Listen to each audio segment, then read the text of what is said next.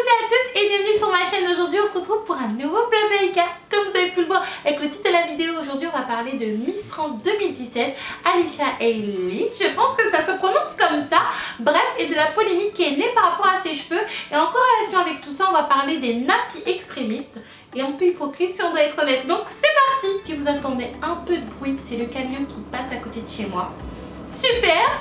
Mes bijoux, si vous suivez l'actualité audiovisuelle, vous devez savoir que notre nouvelle Miss est Miss Guyane, Alicia Ellis. Elle a 18 ans et c'est la première fois que la Guyane gagne la compétition en fait. Moi je suis très contente d'avoir suivi l'émission cette année parce que je trouve que les candidates qui étaient sélectionnées en fait pour la finale et pour la demi-finale représentaient vraiment bien la France.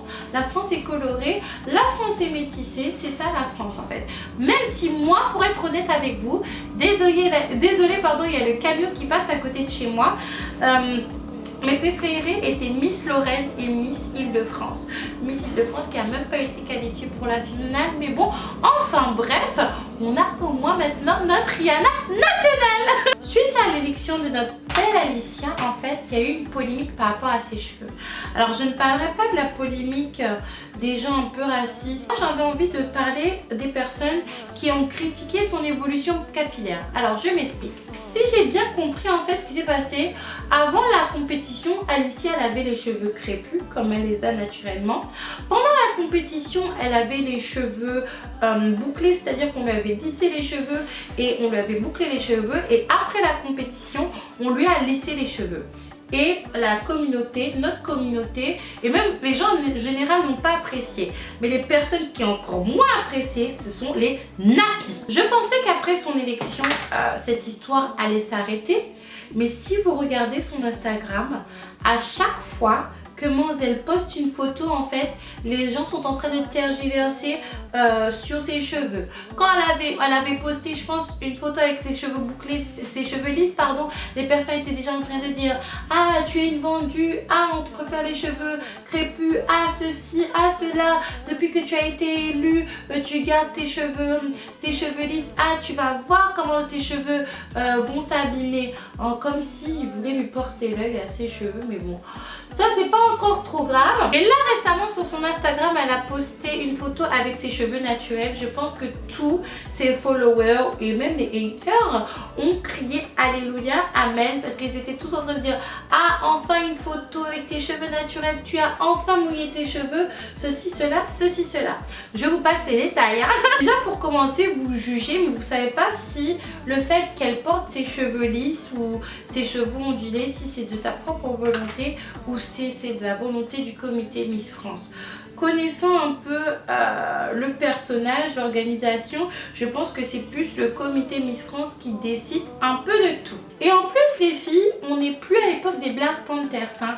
Avoir les cheveux crépus, c'est plus du tout une arme politique, parce que dans ce cas-là, les filles qui ont les cheveux lisses, les filles qui ont les cheveux défrisés, les filles qui ont les cheveux ondulés, parce qu'il y en a, hein, il y en a des noirs qui ont les cheveux de ce type-là, ne sont pas des vrais noirs. Non, il faut qu'on se réveille, on n'est plus à cette époque-là.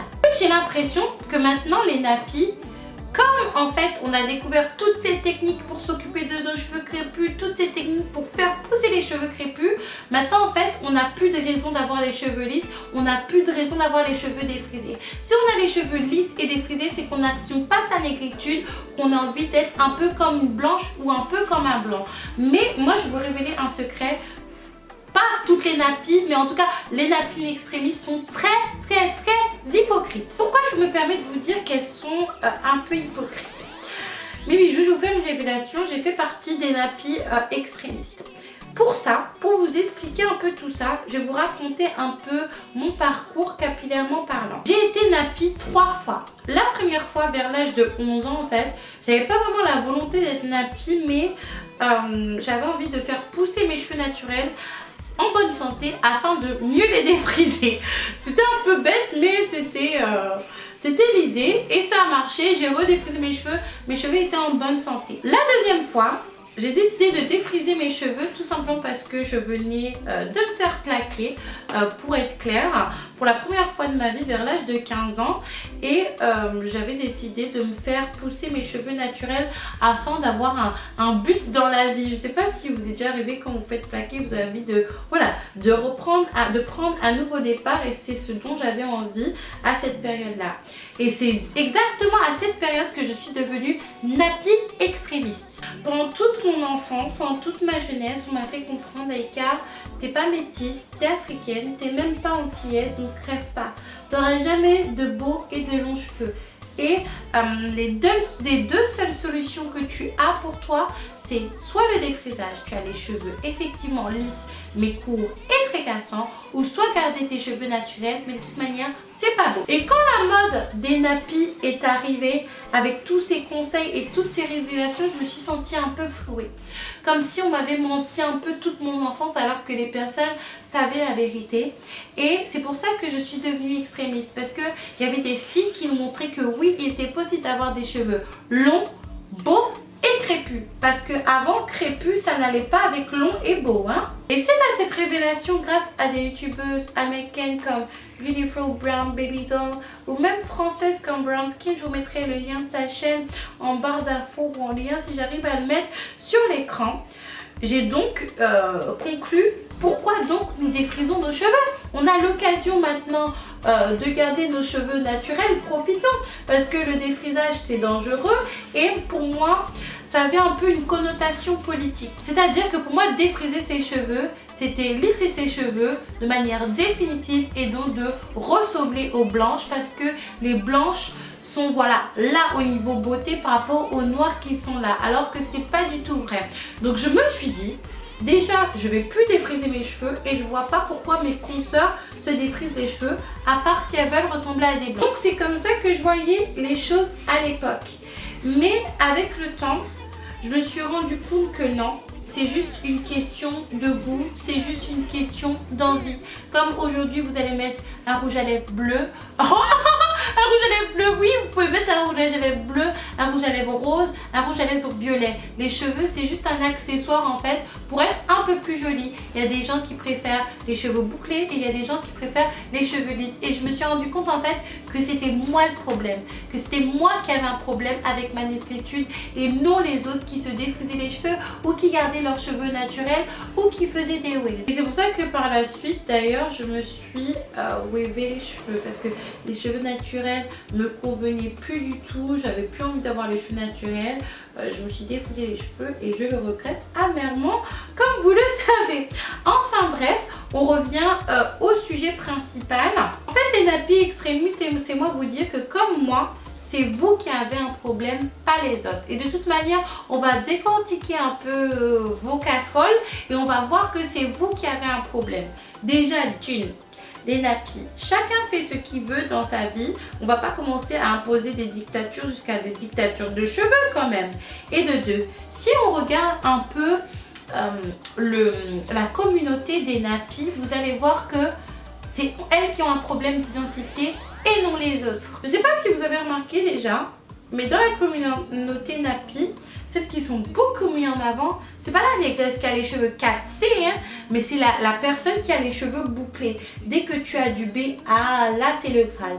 Et d'ailleurs, pourquoi faire une classification des cheveux? Vous savez, moi cette classification des cheveux, je la vois un peu comme la classification de la couleur de peau. Vous savez, dans les pays latino-américains et même aux Antilles, en fait, on classifie les personnes par rapport à la couleur de peau. Donc maintenant c'est devenu usuel, on dit une chabine, une négresse, une coulis, mais avant c'était vraiment soit très péjoratif ou soit très bien. C'est-à-dire que si t'étais chabine, c'était ok, mais si t'étais négresse, c'était... Et j'ai l'impression que cette classification est un peu comme dire, si vous avez du B, c'est ok, si vous avez du C, c'est la mort, et si vous avez du 4C, c'est encore plus la mort. c'est l'enfer. À moins que j'ai mal étudié tout ça et que cette histoire de classification en fait permet aux gens de s'y retrouver par rapport aux besoins de leurs cheveux. C'est-à-dire par exemple que la catégorie B, et je dis totalement un hasard, hein, que la catégorie B a plus besoin de protéines que la catégorie C, etc., etc. Mais ça, je pense que cette théorie tombe totalement à l'eau parce que je pense que deux personnes, par exemple, qui ont du 4C, ça se trouve qu'ils ont des besoins totalement différents, donc ça tombe direct à l'eau. Cette classification pour moi, c'est un peu extrême que je vais dire, mais c'est autant de l'esclavage en fait qu'il était mieux d'être clair que d'être foncé. Pour moi, c'est exactement la même chose. Et même moi, je l'ai ressenti en fait. Quand j'ai fait mon Big Shop, j'ai vu que mes cheveux n'étaient pas comme ceux de Natural en fait. Et je me suis dit, bon bah écoute, j'ai pas des bons cheveux crépus. Deuxième chose, comme j'étais en train de vous dire avant de m'égarer avec cette histoire de catégorie, les personnes nappy qui sont mises en avant, c'est pas la fille qui a les cheveux très crépus. C'est la fille qui a les cheveux bouclés. Si vous voyez que ça soit dans les publicités, que ça soit sur internet, si vous regardez déjà, si vous êtes sur YouTube depuis très longtemps, les youtubeuses nappy qui étaient mises en avant, c'était des filles qui avaient les cheveux minces. Les youtubeuses noires américaines nappy qui étaient mises en avant, à part Beautiful Brown Baby Doll, c'était des filles qui avaient les cheveux bouclés. Vous regardez Natural, Mega Money Curls, je pense que c'est ça, je vous mettrai de toute façon tous les liens en barre d'infos. Ce sont des filles qui ont des cheveux bouclés à un tel point que moi, quand j'ai fait mon Big Shop, je m'attendais à avoir les cheveux bouclés et pas du tout. Et il n'y a que Beautiful Brown Baby Doll, je pense, qui avait les cheveux vraiment 4C. Déjà, d'une. Deuxième chose, et chose très importante, et je vous invite à aller regarder la vidéo de Sandra Cerise qui parle de ce sujet-là. D'ailleurs, Sandra, il faut que tu arrêtes de me faire rêver avec tes cheveux. Arrête de me vendre du rêve.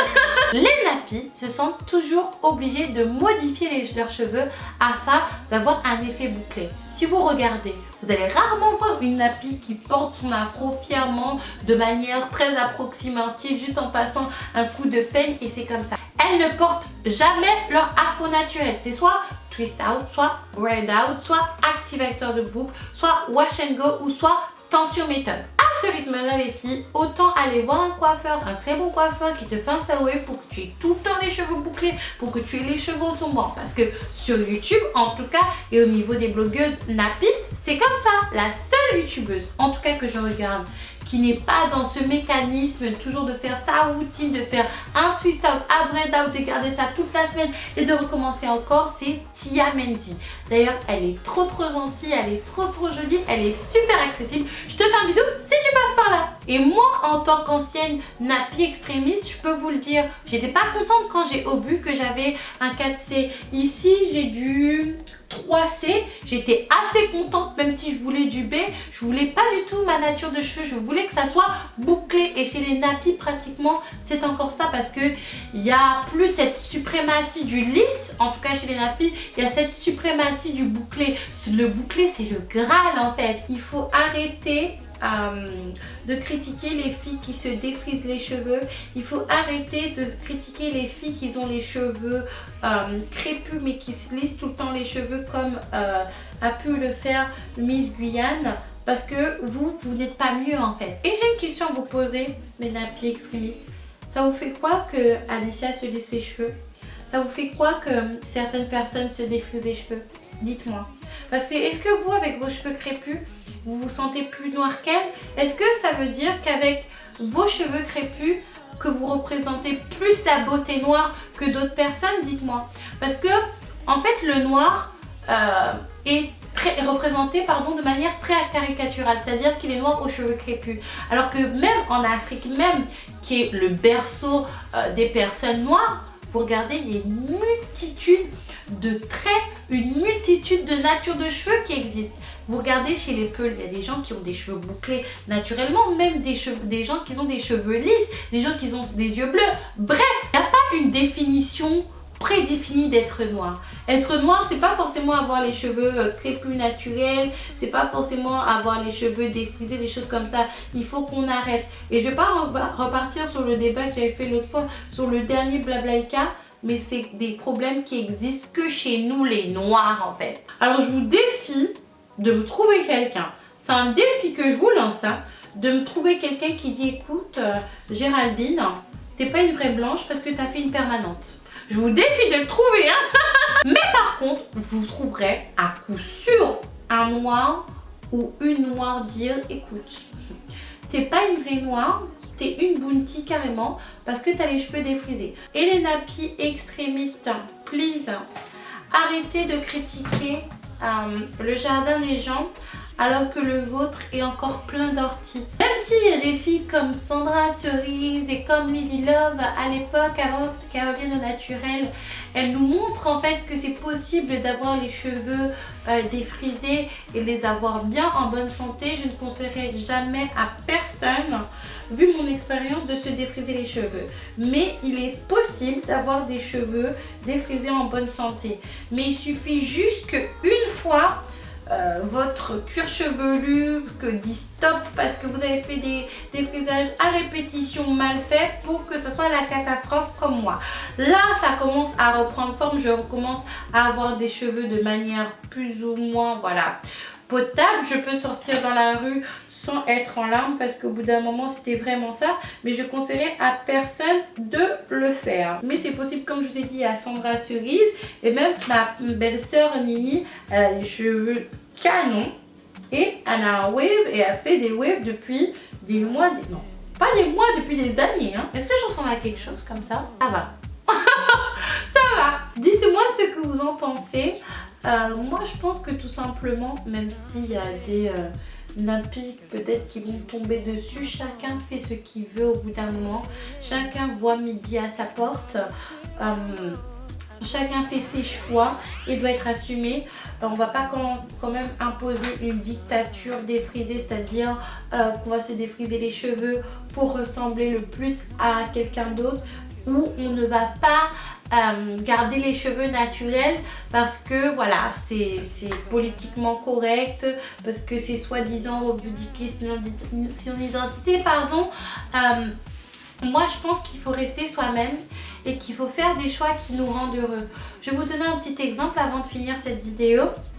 Mais moi, il y avait un moment où j'avais mes cheveux naturels, mais ça me plaisait plus en fait. Ça me plaisait vraiment plus, même si avec le recul, je pense que j'aurais dû les garder naturels, mais ça me plaisait vraiment plus. Et j'étais malheureuse clairement. Je regardais les filles aux cheveux défrisés sur internet en pleurant, vous voyez? Donc il faut vraiment faire des choix qui vous rendent heureux. Là, mes bijoux, je pense que j'ai raté le challenge.